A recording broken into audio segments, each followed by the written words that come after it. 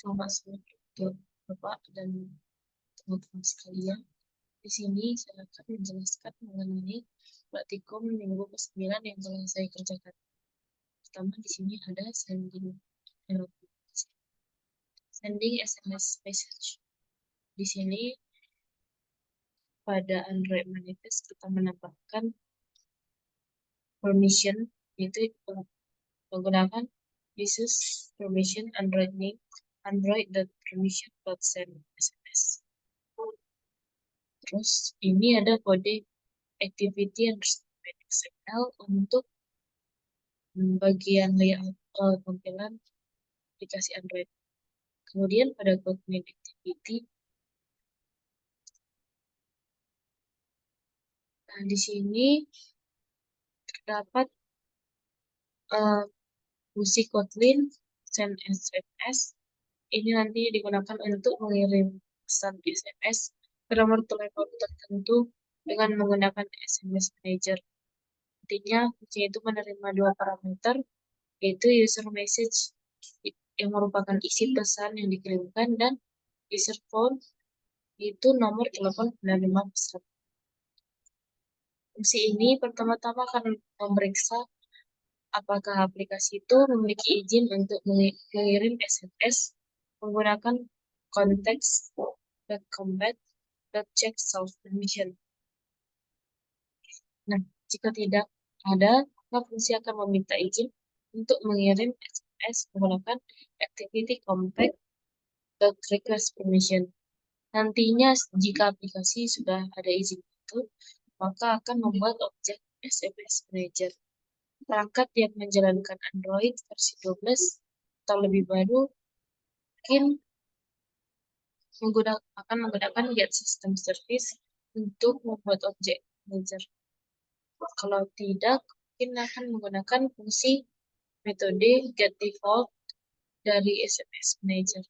Nantinya akan ada fungsi send text message dari SMS Manager untuk mengirim pesan SMS ke nomor telepon yang telah diberikan sebelumnya. Nah, di sini misalnya tampilan awalnya itu berupa form kosong. Kemudian saya mengisi isi pesannya itu hi, kemudian nomor teleponnya itu nomor telepon saya sendiri, kemudian klik button send SMS. Kemudian nantinya akan ada pesan apakah mengizinkan praktikum 9 untuk mengirim dan melihat SMS. Ketika diklik izinkan, maka akan terkirim SMS dari diri saya sendiri. Kemudian pada step kedua itu sending email, kurang lebih mirip seperti step pertama tadi. Ada code activity manager juga. Di sini nantinya di sini ada button untuk send dan untuk email. Nah, pada activity main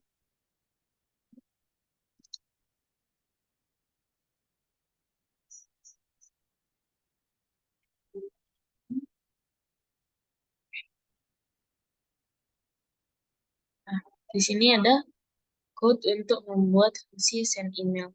Nantinya itu untuk mengirim email melalui aplikasi Gmail yang ada di perangkat Android. Fungsi send email ini ada 3 parameter, yaitu user address, user subject, dan user message. Yang masing-masing itu alamat penerima, subjek email, dan isi pesan email yang dikirim. Kemudian ada code akan mengambil alamat email dan alamat email yang diberikan dan menyimpannya dalam bentuk array menggunakan perintah file email address array of user address. Nantinya ada sebuah intent untuk aksi action send to. Ini nanti menggunakan perintah file email intent dan buka kurung intent.action send to. Nanti akan diatur datanya menggunakan Yuri parse mail to. Intinya ini menunjukkan bahwa intent digunakan untuk mengirim email. Nah, untuk alamat ini menerima subjek email dan isi pesan email yang diberikan. Ada parameter yang ditambahkan ke intent menggunakan perintah put email intent.put extra. Kemudian kode akan mengecek apakah ada aplikasi email yang tersedia menggunakan email intent resolve activity dalam kurung package manager. Kalau ada, nantinya akan dimunculkan dialog untuk memilih aplikasi email yang digunakan untuk mengirim email. Menggunakan start activity, intent create user, email intent choose enough. Kemudian di sini hasilnya pertama ini tampilan awal ketika saya membuka aplikasinya. Kemudian saya mengisi alamat email, subjeknya praktikum prakpam, kemudian isinya itu email untuk praktikum PAM. Kemudian saya akan klik button send email. Nantinya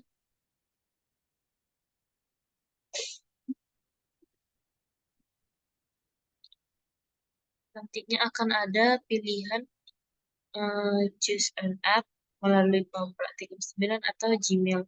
Saya mengklik Gmail, kemudian nantinya akan dibawa ke halaman Gmail seperti berikut. Kemudian making a call. Di sini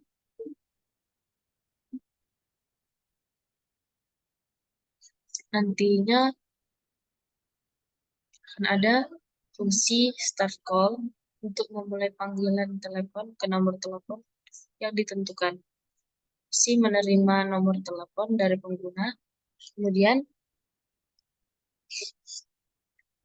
fungsi ini melakukan pemeriksaan apakah memiliki izin untuk melakukan pemanggilan telepon. Kalau belum, maka akan ada permintaan izin menggunakan activity request permission dan kode permintaan status. Permintaan ini akan menampilkan permintaan izin kepada pengguna.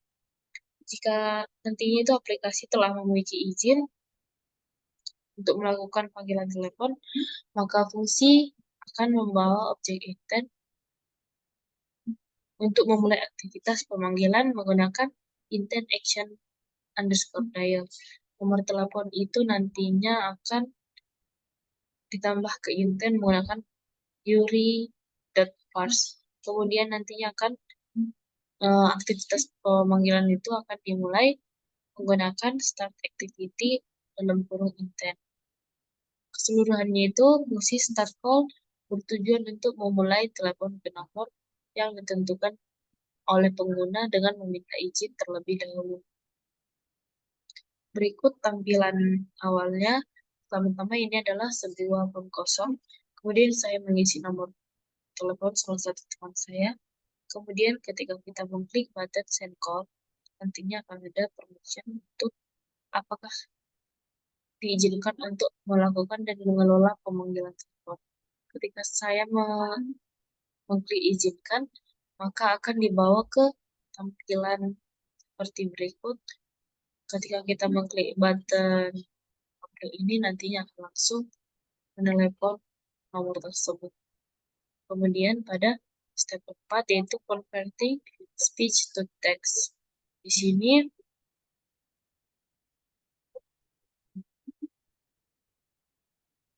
sini ada penggunaan activity result launcher.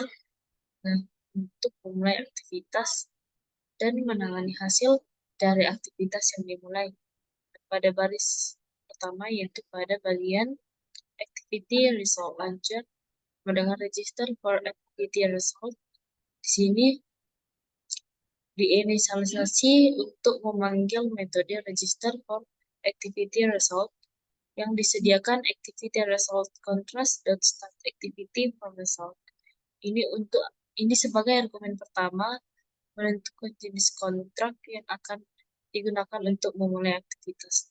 Kemudian ada argumen kedua yaitu activity result callback untuk menangani hasil kembalian dari aktivitas yang dilakukan. Kemudian pada callback ini, result, code, dan data yang diterima dari aktivitas diambil dari hasil dari pemanggilan fungsi get result code dan get data dari objek activity result yang diteruskan sebagai parameter. Kemudian ketika result code sama dengan result OK dan data yang ada tidak nol, maka hasil suara yang dikenali akan diekstrak dari data menggunakan metode getStringArrayListExtract menggunakan kunci recognizer intent dan extra result. Nantinya akan ditampilkan pada text view dengan ID TV result. Sebagai hasilnya adalah sebagai berikut. Ini adalah tampilan pertama ketika saya membuka aplikasi. Kemudian ketika saya mengklik mikrofonnya, maka akan muncul Google Voice seperti berikut. Saya mengucapkan kata halo, kemudian hasil convert itu menjadi teks halo. Kemudian ada local notification. Di sini pada code main activity ada fungsi start notification. Nah, fungsi start notification ini ada logika untuk menampilkan notifikasi pada aplikasi. Yang fungsi object notification compact .builder dibuat untuk membangun notifikasi. Nah, objek ini membutuhkan dua parameter, yaitu main activity dan ID dari channel notifikasi channel ID. Kemudian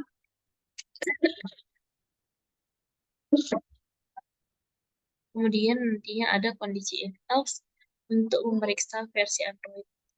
Nah, jika versi Android itu Oreo atau versi 8.0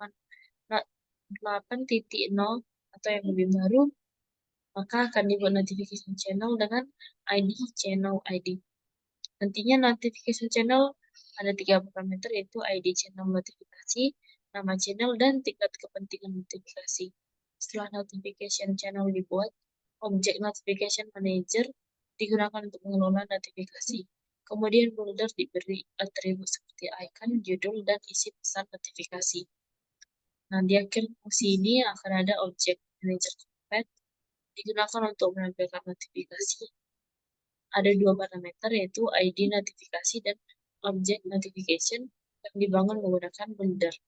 Kemudian ada fungsi onRequest permission result, nantinya akan dipanggil start notification jika request code adalah 10 dan grant result adalah package manager permission underscore granted. Kemudian hasilnya adalah sebagai berikut. Ketika kita sudah mengklik button ini sampai menunjukkan angka 5, akan muncul notifikasi browser notifikasi Android. Isinya adalah kamu telah menekan tombol sebanyak 5. Kemudian pada step 6, repeated notification, di sini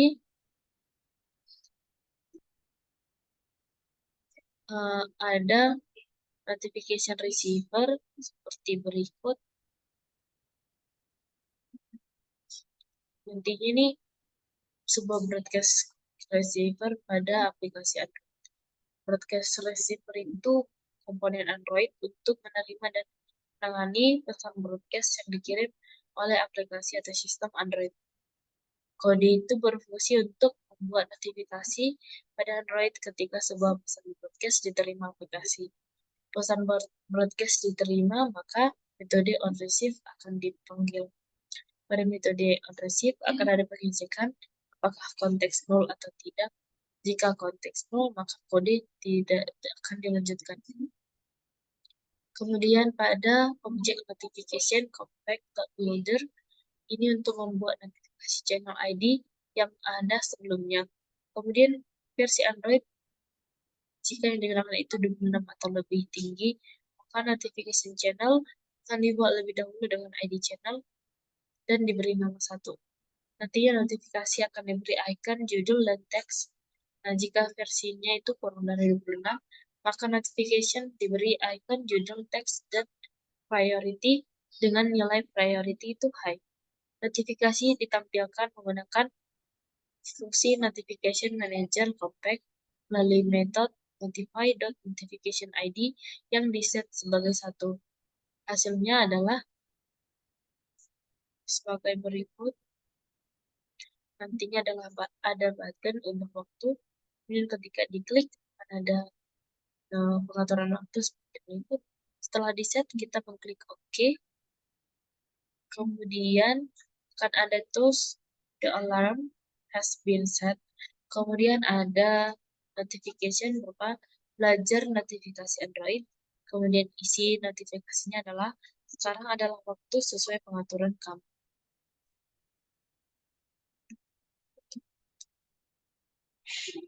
Kemudian pada step 7 ini di step 7 itu modifikasi dari code step 5. Di sini ada beberapa hal yang ditambahkan. Itu ada perbedaan itu pada code sebelumnya, itu penambahan action button dan dismiss button serta icon Android serta teks yang menyertai notification. Itu penambahan code-nya dari line 64 sampai 125. Kemudian hasilnya sebagai berikut. Ketika diklik sampai 5 kali akan muncul belajar notifikasi Android. Di sini itu kamu telah menekan tombol sebanyak 5 kali plus ada gambar, kemudian ada button untuk show post dan dismiss. Ketika dimodifikasi pada line 99 dan 101 menggunakan menjadi big text style, misalnya itu menjadi seperti berikut. Ada teks panjang, kemudian gambarnya menjadi bentuknya seperti sesuai di layar. Di sini pada perbedaan itu pada bagian action button ini ada dismiss button dan ada dismiss button dan show post. Untuk yang project terakhir ada Note app. Pertama ada God Note Adapter. Di sini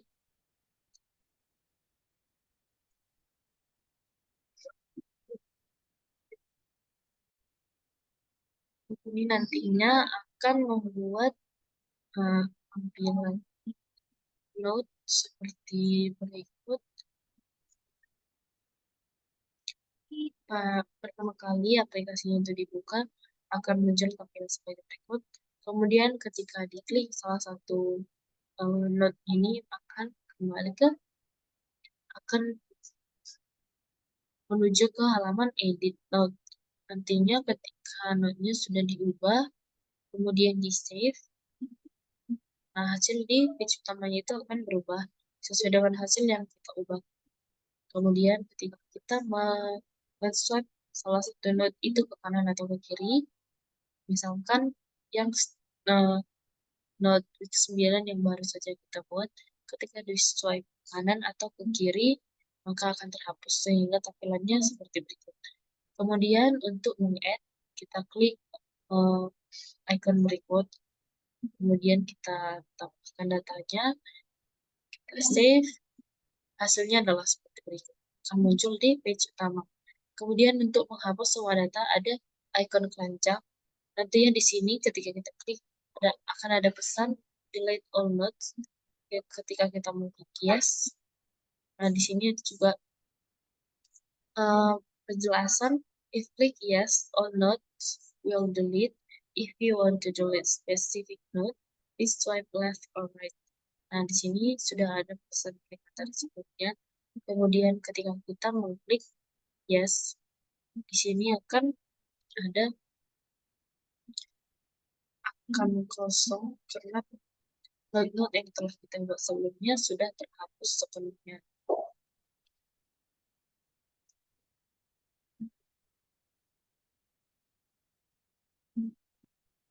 Kemudian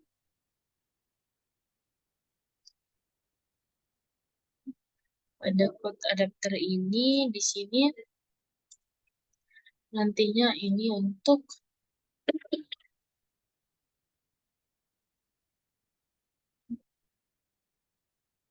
menyimpan data nodes-nya nanti untuk sebagai pada kelas adapter itu ini kelas Kotlin untuk menampilkan daftar objek node di recycle view di aplikasi Android. Nantinya kelas ini akan membuat sebuah daftar nodes yang berisi daftar objek node. Akan ada kelas bertingkat itu nanti folder yang merepresentasikan ada setiap item di recycle view node adapter yang memiliki 3 fungsi yaitu create view holder, bind view holder, dan get item yang digunakan untuk membuka data ke node view holder dan menentukan jumlah item yang ditampilkan. Akan ada 2 fungsi lain yaitu set node dan get node yang digunakan untuk mengatur dan mendapatkan daftar objek node.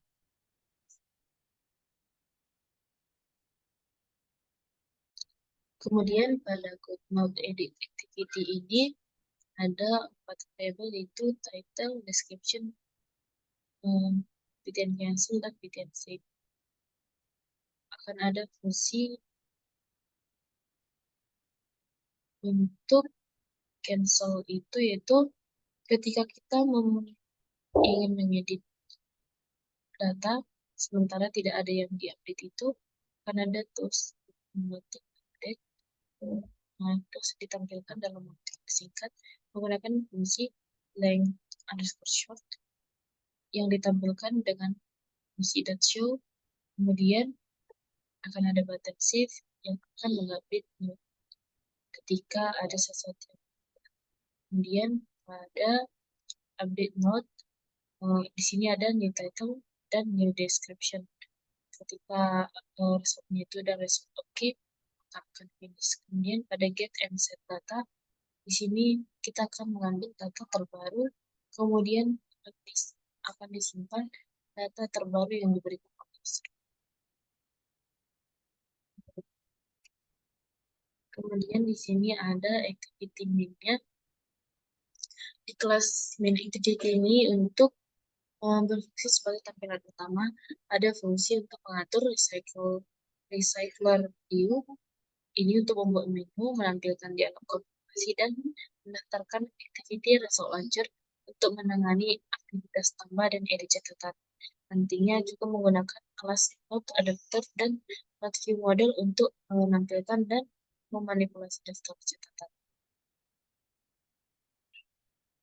Di sini ada beberapa file code. Nantinya code-code ini akan disatukan mulai dari activity, kemudian masing-masing code activity itu akan didaftarkan di Android Manifest. Kemudian hasil akhirnya seperti yang sudah saya tunjukkan tadi. Sekian presentasi saya. Terima kasih. Maaf jika ada kesalahan.